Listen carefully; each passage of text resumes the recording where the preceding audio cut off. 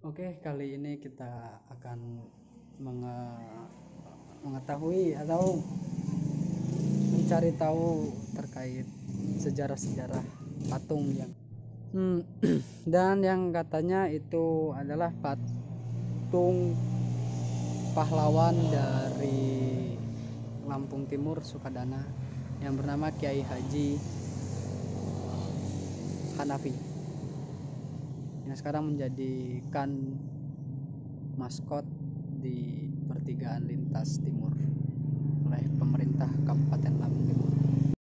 Dan sebelum kita berangkat ke lokasi, kita harus dan aku barusan mandi. Mungkin jarak dari tugu pahlawannya itu aku sudah mandi. Jarak dari patung atau tugu pahlawan itu berada sekitaran 1 kilometer dari kediamanku. Dan yang katanya juga beliaulah yang mendirikan pondok pesantren pertama di Lampung. Nanti kita cari tahu biografi beliau yang aku sudah dapat di berbagai data-data yang ada di berita media sosial. Nah, mungkin kebanyakan dari masyarakat Sukadana Tengah ataupun sekitarnya itu tidak mengetahui bahwasanya sejarah beliau itu apa saja kan untuk membela negara ini pada zaman dahulu, jasa-jasanya. Dan beliau pun katanya gugur dengan tidak ada yang mengetahui makamnya di mana. Nanti kita cari tahu.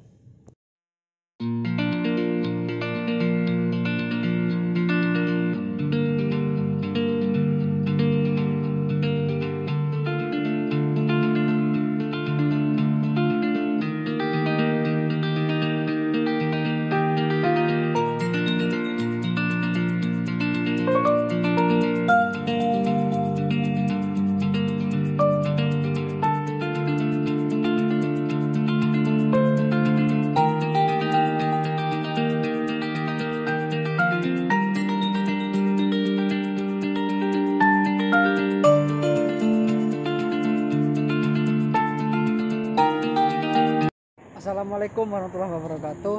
Inilah tempat tugu pahlawan di Sukadana Tengah, Desa Banding.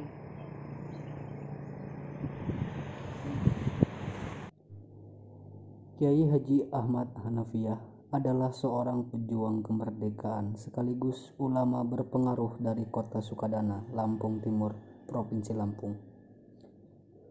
Ia lahir pada tahun 1905 di Kecamatan Sukadana, Kabupaten Lampung Tengah. Wilayah tersebut sekarang dimekarkan menjadi Kabupaten Lampung Timur. Kiai Haji Ahmad Hanafiyah adalah putra sulung Kiai Haji Muhammad Nur, pimpinan pondok pesantren Istishodiyah di Sukadana yang menjadi pondok pesantren pertama di Provinsi Lampung. Semasa hidupnya, Kiai Haji Ahmad Hanafiyah telah berjuang mempertahankan negara kesatuan Republik Indonesia dari cengkraman penjajah di tanah Lampung. Ia pernah mengenyam pendidikan pemerintahan di daerahnya, Sukadana.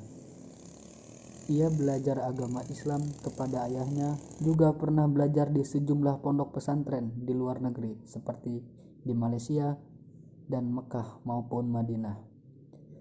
Semenjak umur 5 tahun, Kiai Haji Ahmad Hanafiyah sudah khatam membaca Al-Quran. Ayahandanya adalah sosok ulama besar yang lama menimba ilmu di Tanah Suci. Kegemaran menuntut ilmu sang ayah rupanya menurun kepada sosok Ahmad Hanafiyah. Hal ini terbukti pada sejak kehidupan selanjutnya setelah sempat mengabdi menjadi guru agama Islam dari tahun 1920 sampai 1925, Ahmad Hanafiah melanjutkan pendidikan ke pesantren Kelantan, Malaysia dari tahun 1925 sampai 1930. Tidak cukup di Kelantan, usai menuntaskan pelajarannya di negeri jiran, dia pun melanjutkan perjalanan menuntut ilmu ke Mekah.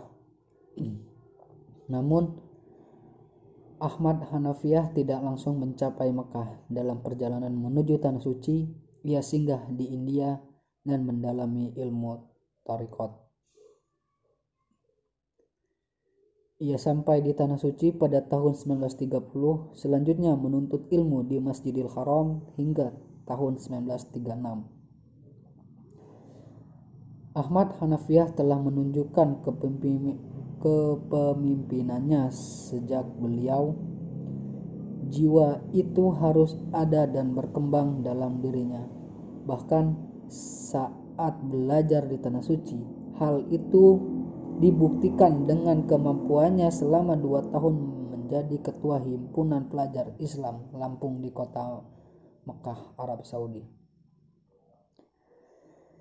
Di Mekah, Ahmad Hanafiah tidak hanya kuliah, tetapi juga mengajar ilmu pengetahuan agama Islam di Masjidil Haram pada tahun 1934 sampai 1936.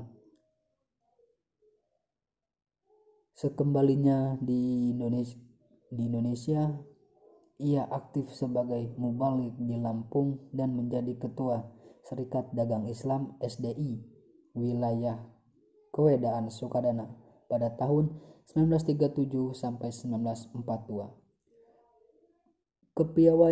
Kepiawaiannya mengatur organisasi bukan hanya di tingkat konsep, melainkan juga manajemen yang rapi hingga ke akar rumput.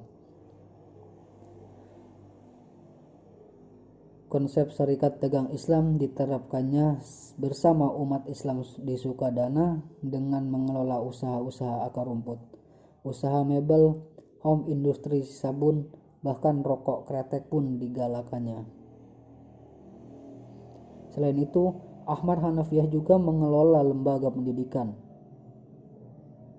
Dia adalah seorang ulama yang bukan hanya sibuk di bidang keilmuan, melainkan diterapkan dalam praktek dengan mendampingi masyarakat sekitar menumbuhkan ekonomi. Berbagai upaya membuat teknologi pertanian pun ia lakukan.